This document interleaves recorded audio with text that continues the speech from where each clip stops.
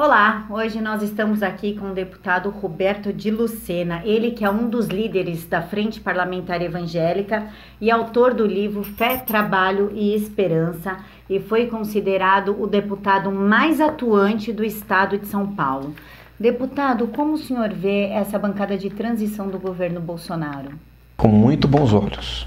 Eu entendo que Bolsonaro, nesse momento, ele tem feito um movimento de transição muito coerente, muito lúcido, muito responsável, e os sinais que ele tem mandado para a sociedade são sinais positivos, que fazem com que as pessoas, assim como eu, tenham muita esperança neste próximo ano de 2019 e muita esperança nesse Brasil que nós desejamos todos ver nascer do meio das cinzas da crise que nós passamos e enfrentamos recentemente.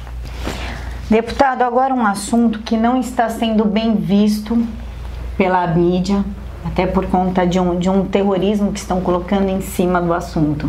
O senhor é o responsável pelo projeto de lei que retira a embaixada de Tel Aviv para colocar em Jerusalém.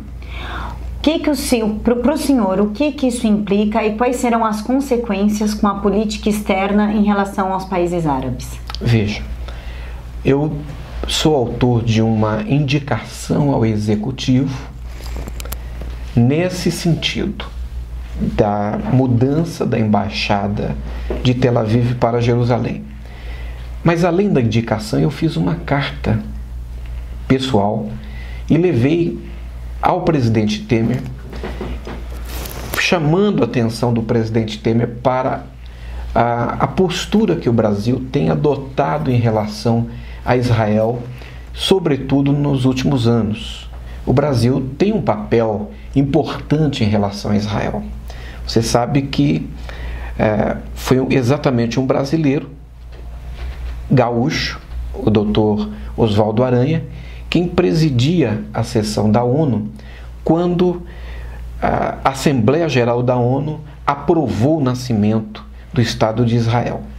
Agora, Israel é a segunda pátria de todo cristão.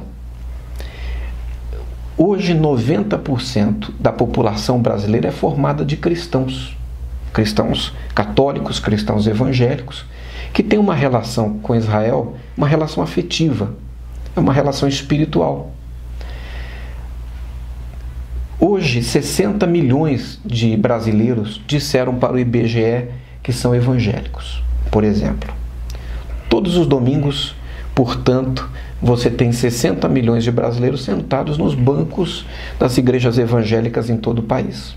Se os evangélicos do Brasil fossem um país, eles seriam o segundo país da América do Sul. Eles só perderiam em tamanho para o próprio Brasil. E o que é que se faz nesses cultos das igrejas evangélicas? Todas as músicas cantadas falam de Israel. Todos os salmos, todas as pregações que são feitas, a base dessas pregações usa como referencial Israel. Então, é muito importante que o governo brasileiro não faça política externa de costas para o seu povo, de costas para a sociedade brasileira. E o povo brasileiro não foi chamado pelo governo ou pelos governos anteriores a opinar em relação à política externa brasileira com respeito a Israel. Então, chamei a atenção da presidenta Dilma, quando estava no exercício do seu mandato para isso. Chamei a atenção do presidente Temer. No entanto, eu fui uma voz que clamou no deserto. E agora, felizmente, nós temos encontrado eco no governo que tem demonstrado toda a disposição, o governo Bolsonaro, de um alinhamento maior, de uma aproximação maior nas relações de Brasil e Israel. Falando em governo Bolsonaro, saiu na grande mídia que a bancada evangélica está magoada por ele não ter colocado Magno Malta no ministério. Isso é verdade? Primeiro, quero falar sobre Magno Malta, um senador de muito prestígio, que demonstrou uma grande liderança e que é um homem de posição, é um homem de posições. Claro que a bancada evangélica, toda ela, tem um grande apreço pelo Magno Malta. No entanto, eu entendo que não cabe à bancada evangélica indicar ministros ou indicar cargos no governo. E por quê? Porque a partir do momento que a bancada evangélica indique integrantes para o governo, ela se faz governo. E a bancada evangélica tem duas posições. Uma é a política e a outra é profética. Ela é uma bancada de missionários que são pró-vida, que são pró-família e que estão lá em função de uma agenda. A bancada evangélica nunca será a base do governo, ainda que a maioria dos seus membros sejam base do governo. A bancada evangélica, ela é independente e ela certamente estará respaldando e apoiando o Bolsonaro, não é porque tenha cargos no governo, mas porque ela é essencialmente patriótica, ela é nacionalista, e ela defende a família, e ela identifica em Bolsonaro a resposta dos seus anseios neste ano em que ela foi um fronte de resistência, ela foi uma trincheira de resistência dos costumes que defendemos, da família, dos valores que acreditamos. Foi a bancada evangélica quem se levantou lutando contra a ideologia de gênero, a favor da família tradicional. Então, neste momento, quando ela vê Bolsonaro comprometido com essa agenda no governo, como chefe do Poder Executivo, ela tem que apoiá-lo.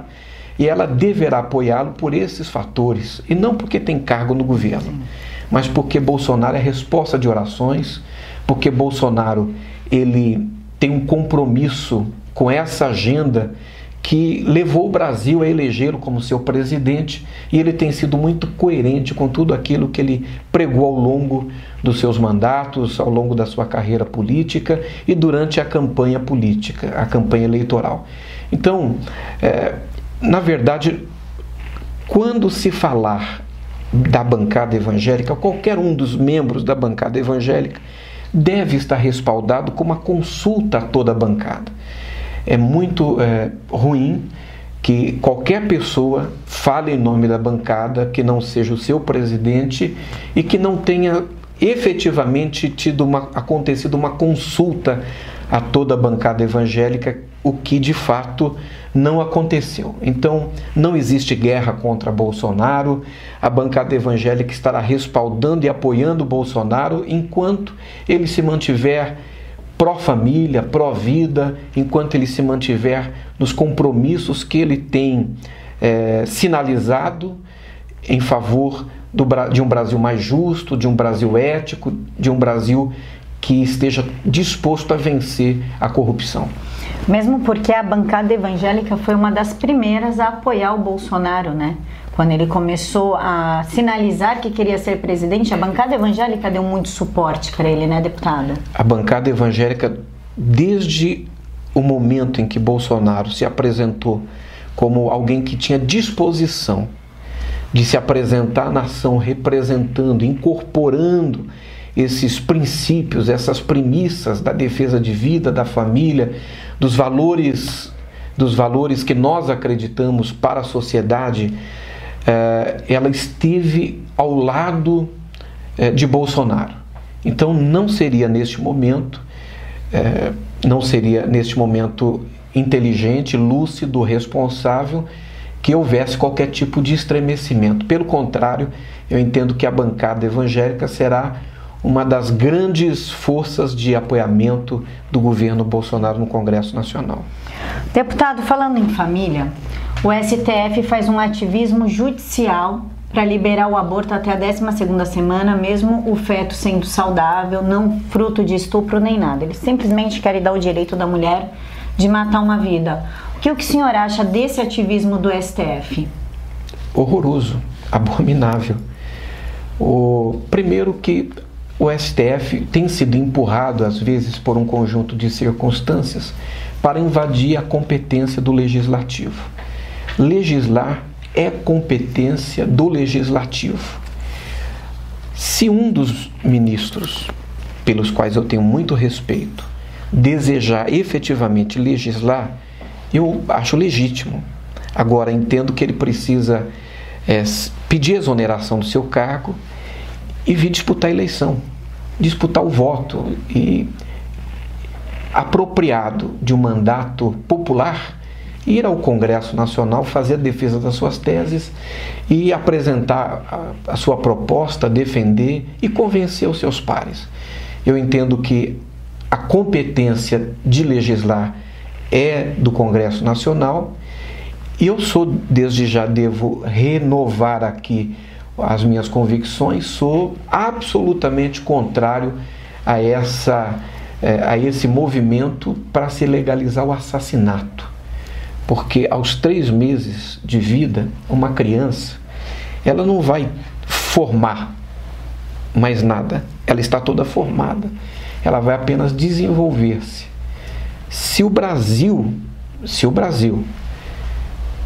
cometesse essa barbaridade, e se o STF, que eu tenho certeza, não haverá de colocar as suas impressões digitais nessa decisão horrorosa, nós estaríamos legalizando o homicídio. Seria o direito de matar um ser humano até 12 semanas, totalmente formado, que está apenas no processo de maturação e desenvolvimento. Deputado, ainda em pautas polêmicas de Jair Bolsonaro, o que o senhor acha da reforma trabalhista e da previdenciária? Reforma previdenciária e reforma trabalhista. Reforma trabalhista, no meu entendimento, passou do ponto. Eu defendo a reforma trabalhista, mas não defendo os excessos da reforma trabalhista. Eu entendo que caberá ao governo Bolsonaro ser o avalista de um diálogo feito com o Congresso Nacional para corrigir as distorções, as eventuais distorções da reforma trabalhista. A reforma previdenciária precisa ser feita. Não tem como o Brasil fugir dessa necessidade. E não pelos argumentos usados pelo governo Temer. Porque o governo Temer propôs a reforma com o olhar no retrovisor. O motivo da reforma era um possível rombo na Previdência, um rombo que é questionável, que divide os técnicos. Uma parte acha que tem, uma parte afirma que ele não existe.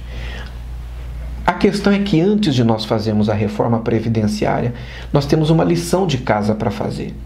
Então nós precisamos primeiro cobrar os grandes devedores do INSS. É quase R$500 bilhão de dívidas dos grandes devedores. E aí estão bancos privados, estão bancos públicos, estão municípios, grandes corporações financeiras, econômicas, que precisam ser executadas, elas precisam acertar essa dívida. Se a União não tem, se o Estado não tem capacidade de cobrar, venda essa dívida. Venda a dívida, terceirize isso, deixa a iniciativa privada cobrar. Agora, nós precisamos primeiro cobrar essa dívida. Segundo, nós temos uma carteira de imóveis do INSS que é uma coisa absolutamente sem sentido. Não sei por que o INSS tem que ter fazenda. Por que ele tem que ter prédios ociosos que estão apenas dando despesas à União? Esses imóveis precisam ser vendidos, leiloados, e o recurso precisa capitalizar a Previdência. Terceiro, nós precisamos rever a pauta de desonerações, que foi absolutamente inconsequente. Ela foi feita sem contrapartida social.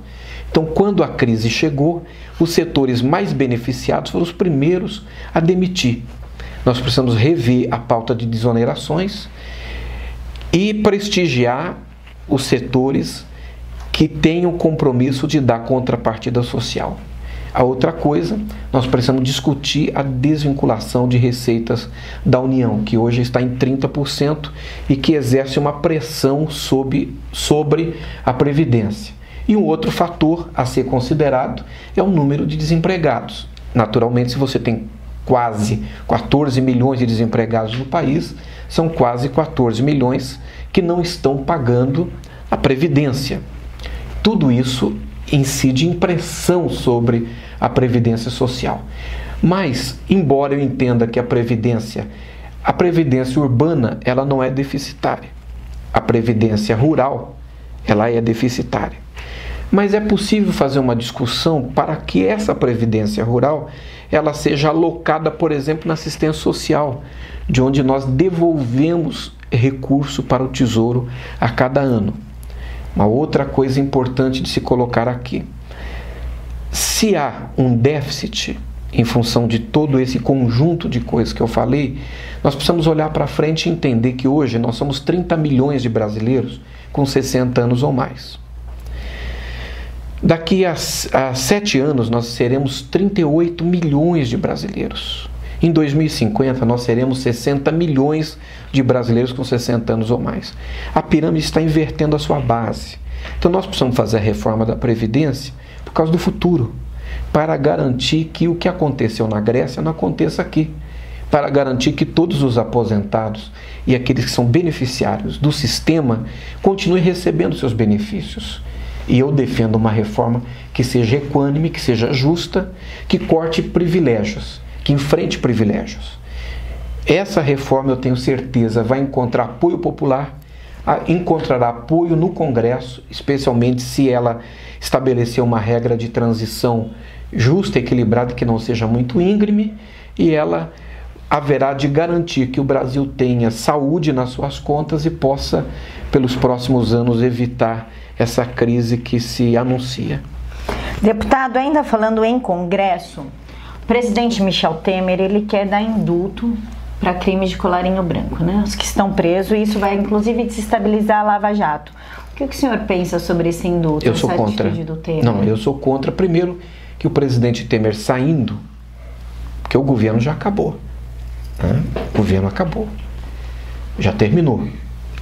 Ele saindo, nesse momento, até por respeito ao governo que está entrando, por respeito ao fato de que nós estamos num período de transição e por respeito à sociedade brasileira que não quer, ele deveria não fazer esse gesto. Ele deveria deixar que o próximo governo decida se no próximo ano existirá indulto. Segundo manifestações do próprio presidente eleito, Jair Bolsonaro, eu entendi que se tiver um indulto esse ano, será o último ano. Não se repetirá no seu governo, o que eu aplaudo, o que eu apoio. Agora entendo que o presidente Temer está equivocado. E o aumento do STF? O que o senhor pensa sobre isso? Eu sou contra, nesse momento, o aumento do STF. Eu acho justo, é uma demanda reprimida, né? Mas entendo que no momento de crise, em que nós temos que chamar a sociedade para que a sociedade pague a conta, nós tínhamos que ter muita lucidez em relação a esse assunto e congelar os aumentos, sobretudo os aumentos do judiciário, os aumentos do legislativo, os aumentos do executivo.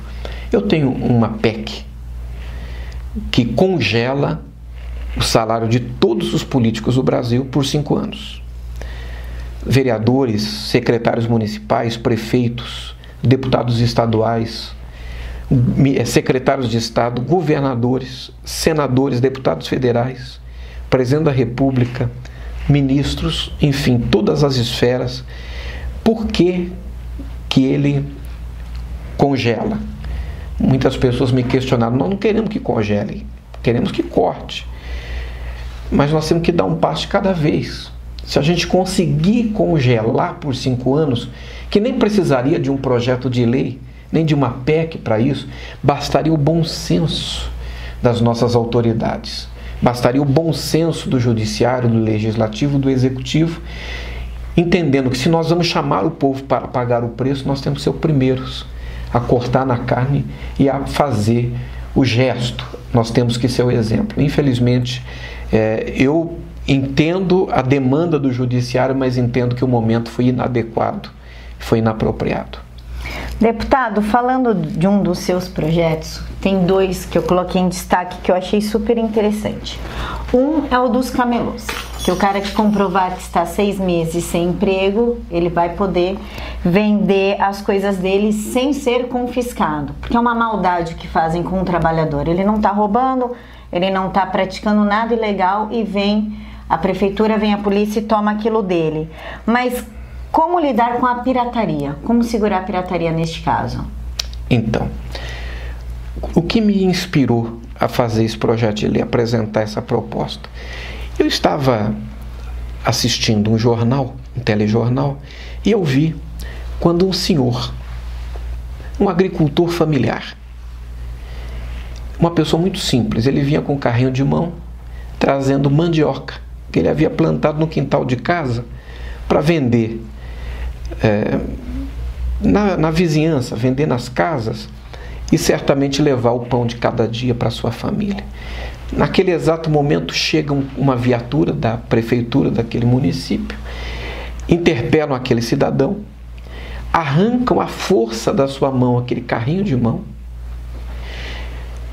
Ele puxava aquele carrinho.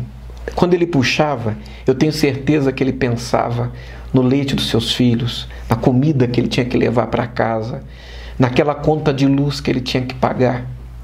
Ele pensava nas encomendas que ele tinha feito.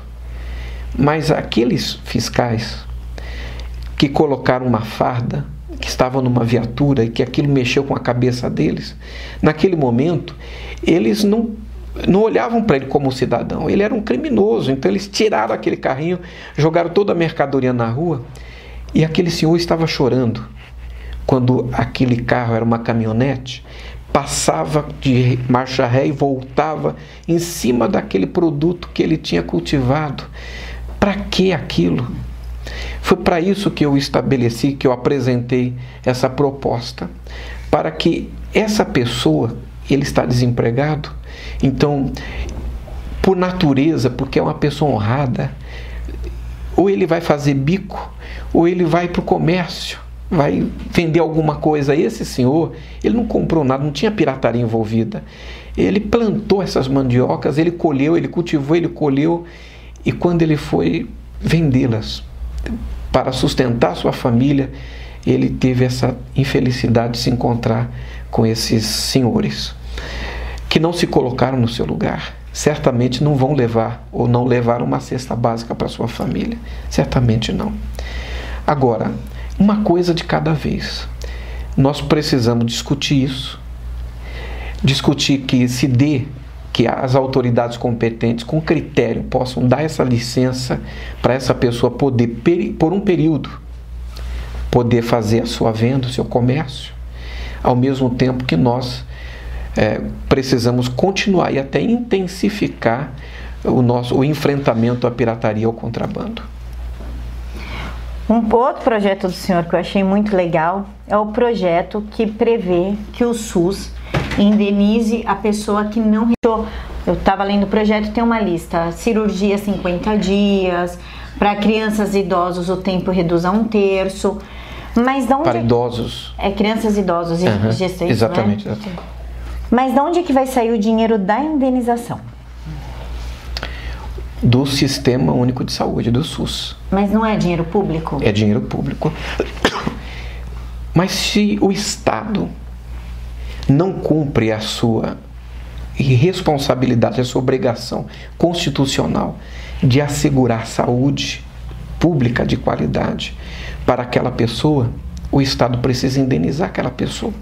Porque o Estado é implacável em cobrar o imposto. Isso é mesmo. Camila, nós trabalhamos hoje quase 5 meses do ano para pagar impostos. Você trabalha quase que de janeiro a maio só para pagar imposto. Eu também. Os cidadãos desse país todos. Agora, o Estado é implacável para cobrar. Ele cobra o cidadão, ele cobra a empresa. Na empresa ele é o sócio majoritário. Mas da mesma forma que ele é implacável para cobrar, ele precisa ter responsabilidade em devolver o serviço público. Então o que acontece? A saúde, por exemplo. Nós temos problemas graves, problemas crônicos. É só você dar uma volta comigo nos hospitais, e eu faço isso em Brasília, aqui em São Paulo, e você vai ver nos corredores dos hospitais macas que são enfileiradas de pacientes que estão aguardando uma vaga na enfermaria. Você vê pessoas que estão esperando meses e às vezes anos para fazer um exame. Então, o Estado precisa perseguir a eficiência. O Brasil não é um país eficiente. A busca da eficiência nunca foi o nosso compromisso. Nós devíamos ensinar a eficiência desde o primário. Durante todo o tempo escolar, nós devíamos ensinar a eficiência e trabalhar a eficiência. Os problemas que nós temos na saúde não são todos por falta de recurso, até porque nós temos dinheiro para cuidar da saúde do nosso país. Temos recurso, mas grande parte dos problemas é falta de gestão e falta de eficiência. Agora, se o Estado tiver que colocar a mão no bolso para começar a indenizar os pacientes, os cidadãos que se tornaram pacientes e ninguém fica doente porque quer, e que deixaram de receber a atenção devida do Estado, então o Estado vai começar a cobrar dele, a cobrar dos seus servidores, a cobrar dos seus quadros, que inclusive a atenção a esse cidadão seja uma atenção maior. Falando ainda em serviço público, deputado, a nós, mães, pais, estamos sofrendo um pouquinho com a doutrinação nas escolas. Embora muitos neguem, existe. Tanto que existe a CPI da doutrinação escolar. Os professores transformaram as escolas em um quartel de militância.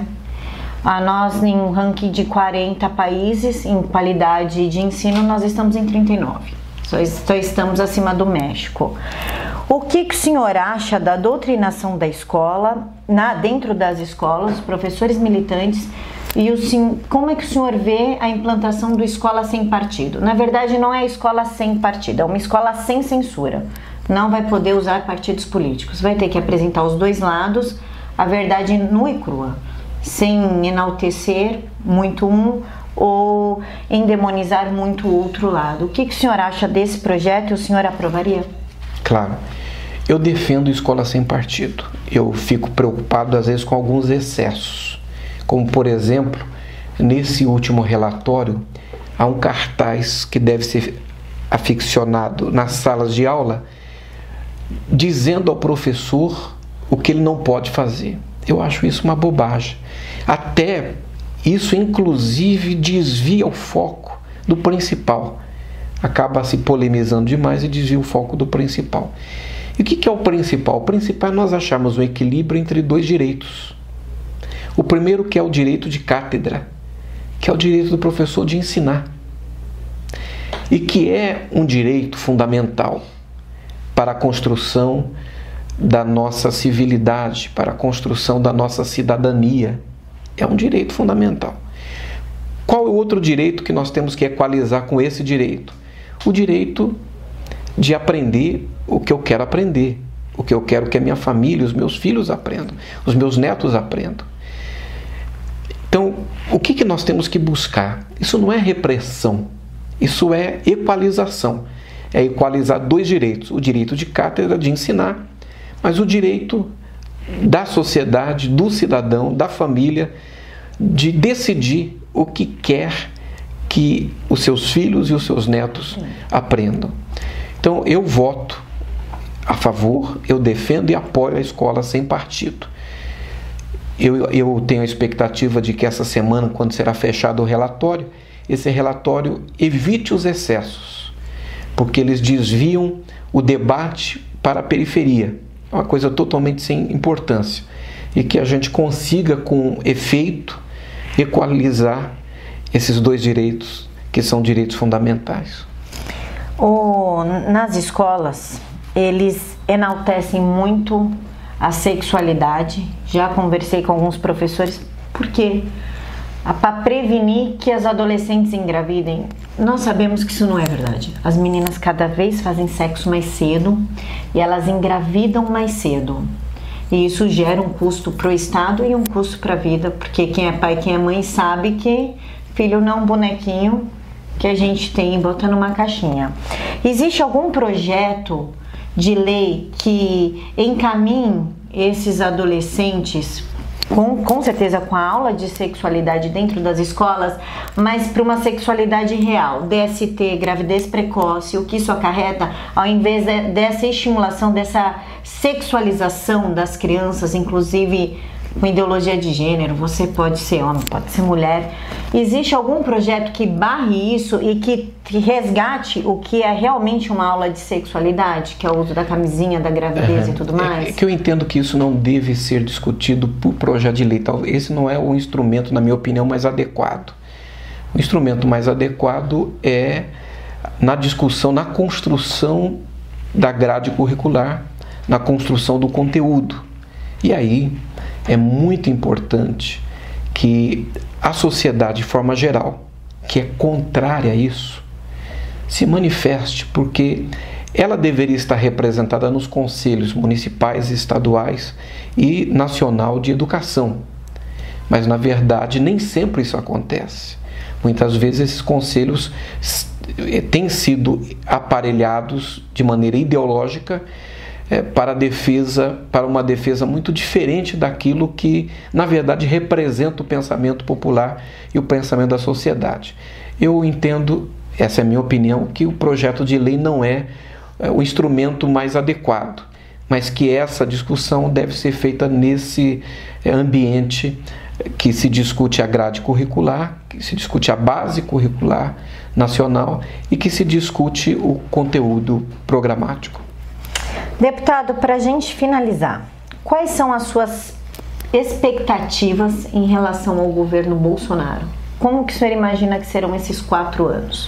Olha, eu tenho uma expectativa muito positiva. Eu tenho, Camila, 2 netinhas. A minha netinha primogênita tem 11 anos de idade. Ela se chama Melissa. A minha netinha mais nova tem 2 anos de idade e se chama Lorena. Ela é a figurinha. E a minha filha, mãe da senhorita Lívia, mãe da senhorita Lorena, está gravidinha, está de 6 meses e daqui a 3 meses, portanto, terá um nenê. Será um menino, será o Lourenço. Eu acredito de verdade que daqui a 20 anos, quando essa minha galerinha estiver vivendo nesse país como adultos, eles vão viver num Brasil melhor do que o nosso, mais organizado, mais eficiente, com menos corrupção. Agora, como é que isso vai acontecer? Eu acredito que essa ruptura que nós estamos vivendo no Brasil entre 2 modelos foi fundamental e é fundamental para isso. Por isso a minha expectativa tão otimista e tão positiva em relação ao governo Bolsonaro. Porque Bolsonaro, primeiro, quando ele traz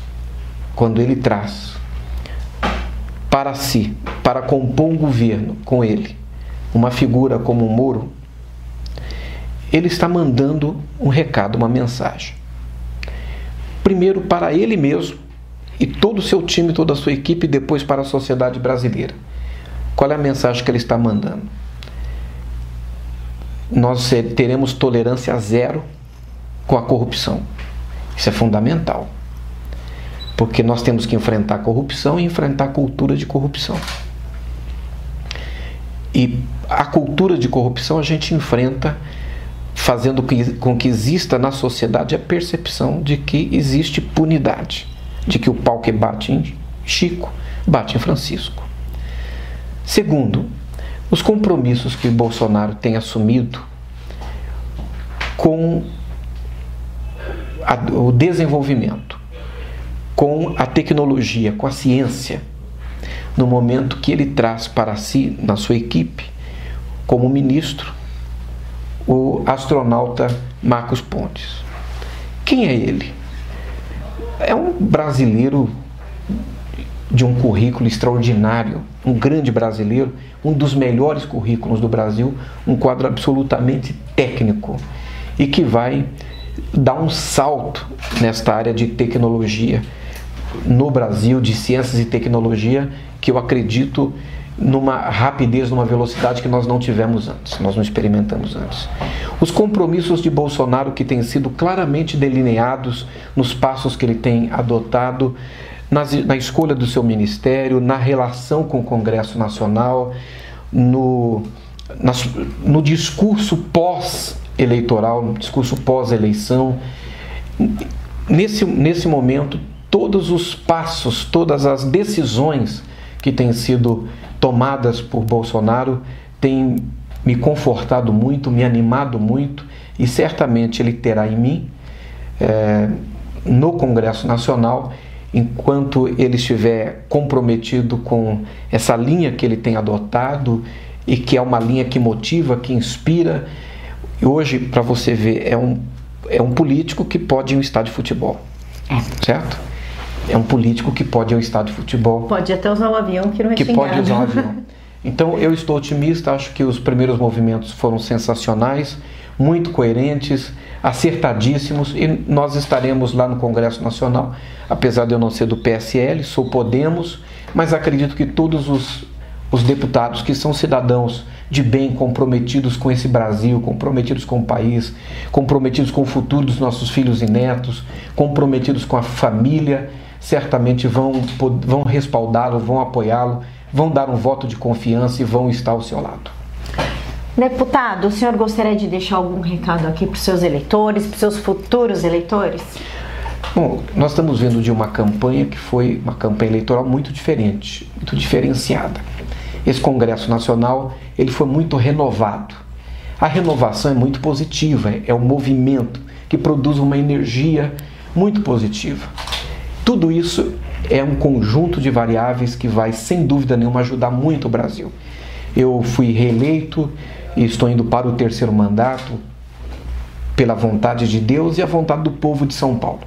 Por isso eu quero agradecer a confiança daqueles que depositaram em mim o seu voto, mas quero dizer a todo o povo de São Paulo que nós estaremos no Congresso Nacional na próxima legislatura lutando pela família, pelo Brasil e também pelos interesses do Estado de São Paulo. Podem continuar contando comigo, que Deus nos abençoe. Eu quero lhe agradecer essa oportunidade de conversar com você aqui. Nós que agradecemos, deputado, por ter disponibilizado esse tempo todo pra gente e por ter sido também o deputado federal mais atuante do Estado de São Paulo, fazendo projetos maravilhosos. Quem quiser conhecer é só entrar na página do Facebook do deputado, lá tem todos, tem projetos muito legais. Muito obrigada, deputado. Obrigado, Camila.